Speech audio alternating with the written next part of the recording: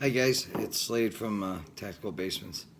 This is the ending result of my previous video of the bolt carrier that I took from the black stock finish, and polished it down to like a nickel boron, well, stainless steel.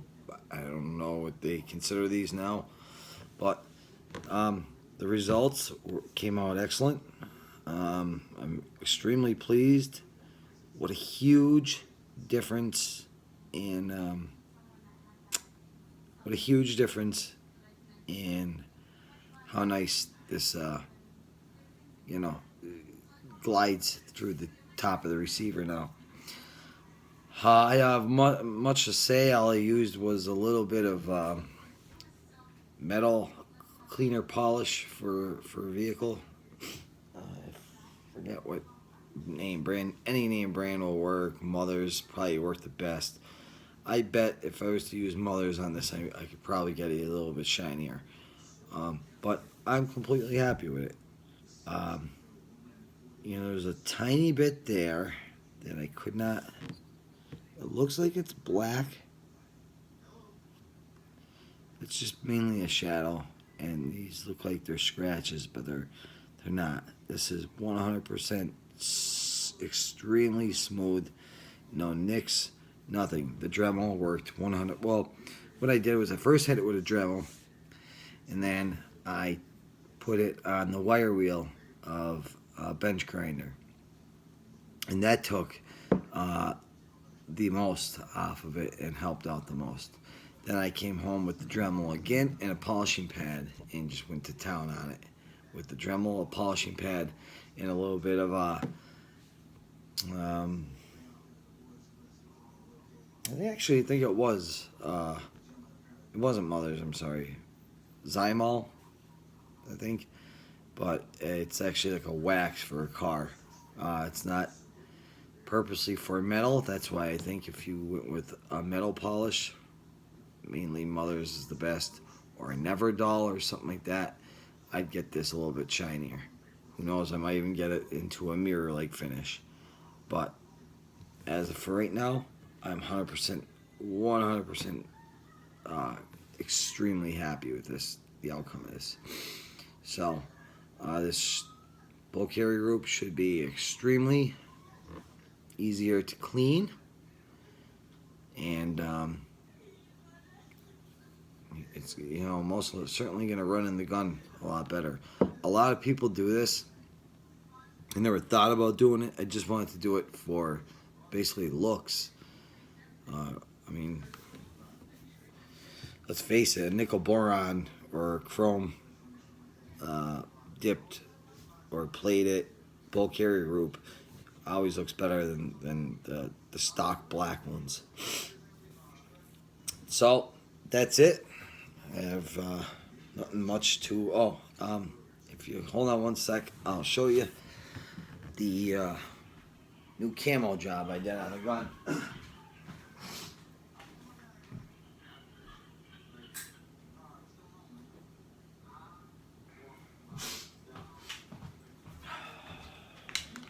And this is the new camo job I did on it. Did the red dot scope, which, by the way, this is a 4-power Vism quick detach, and it's got the blue LED. You'll see I already did a review on it, but for those of you who missed, that's what it is. I'm pretty happy with the camo job I did on it. I was gonna camo the whole gun. I still may. Did the flashlight, and yes, I do have 2 flashlights on here. The only reason I do is I was trying something with light, so I may do the whole entire gun still. The only thing that's kind of holding me back is this is a polymer lower. So, and I'm sorry guys for my sinuses are terrible. Sound like a cokehead. But there's the stock, and I just did a random freehand. Did a flat finish. I made just for throw a little matte finish clear coat over that. But most certainly not going to do a high gloss one. And then there's one magazine. Sorry, trying to get you the best lighting.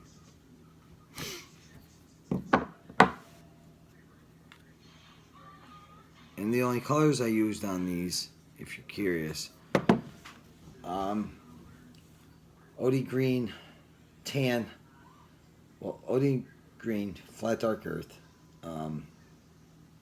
black, and then I guess they call it marine core green or marine green or something. It's that lighter one you see in here. The only color I didn't put in it that's missing that you usually see in camo is brown, but I'll do that. I might add it. I might buy a can and add it, but I'm happy with it the way it is now. I even was able to camo the single point sling I have, and came out great. So not worried about the paint chipping off. I'm actually looking forward to when it does start to wear off in this, heavy traffic areas of where my hands are, because that's what gives it the most character. For those of you who are camoing your guns and you're too worried, like you scratch it and you're like, oh God, get the paint, and you want to cover it up immediately. Like, I'll say this like other people do, and I agree with them. This is a tool. It's a rifle. Use it, whether you use it for professional work as a police officer or military, or you just use it to train with it. Whether you're using it for that or training, it's still a tool. All right. If I do agree that there's every person that owns ARs that should have one AR that's very pretty, and you should take good care of that one gun. But the rest, I don't care. These things are meant to be thrown around. They're meant to take abuse. They're fighting rifles. They're war fighting rifles. If that was the case, our military wouldn't be using them. And I don't know. I'm sure there's probably some kind of joke video out there about a soldier that's, freaking out because he scratched his rifle. But guys, I don't know. I got a little fun with the safety selector. I painted that red, and then I'm gonna put the bolt carrier group in the rifle now, and you can see it in the rifle. I think it looks awesome. I'm so happy with it, with the outcome of it. I'm not even gonna put oil on it right now because I don't believe it even needs it, to be honest with you. But, and here is the finish of it with the in the rifle. God, am I happy with that. So it looks so much better than an average like I went out and bought Spike's Tactical Nickel Boron. Is ever going to be able to tell the difference unless you watch this video. So that's all I have, guys. If you're interested in doing this to your bulk carrier group, just follow the steps like I told you. Just be careful with the Dremel. The only thing I would suggest being careful on is use very fine grit sandpaper, like a sanding wheel, and then I would do not use any stones on it because they're going to gouge. They're meant for grinding. There's no sanding. I don't care. I had a stone fitting in our Dremel well, not our Dremel, it's my buddy's. He let me borrow it. But the Dremel I was using had a stone. It was really, really fine. Like, when you felt it with your hand, and then I tested on another piece of metal, and it just started throwing sparks. So if you're throwing sparks, it's too rough. That should be a given. But I used 400 grit sandpaper. So I don't know. And then this is I gotta say about it. That's about it. I got nothing else. You got any tips or questions? Just ask in the comments. I'd be happy to help you with anything I could help you with. If I can't help you with, you can always. There's nothing you can't find out about an AR-15 on YouTube. So, I knew nothing about these. I knew nothing about how to build them. I built this one, my first one, and thankfully, I didn't have any kind of malfunctions or, the gas system blowing up or something. I built it successfully, and everything worked out for the best. So it's a safe firearm. Everything's mil spec, tight and torqued. I learned my lesson, to go out and buy some Loctite. That's about the only thing I was stubborn with. I kept, having attachments falling off the rail. It's the only thing I could say I don't like about this rifle is, now don't get me wrong, I love the looks of it. The key mod rail, and I love the weight of it, and I love, how it's not real thick and girthy. But I do love the quad rails the most. I'm going to be changing this to a quad rail eventually. And then after this, every AR I build from this point on is going to be a quad rail. Because it's just too much of a pain in the butt to keep these, the Loctite and stuff. When you have these Picatinny things, you don't have to worry about Loctite as much. And I think everyone could agree with that. Some people say that it's like, the cheese graters in your hand. Guys, it's a rifle.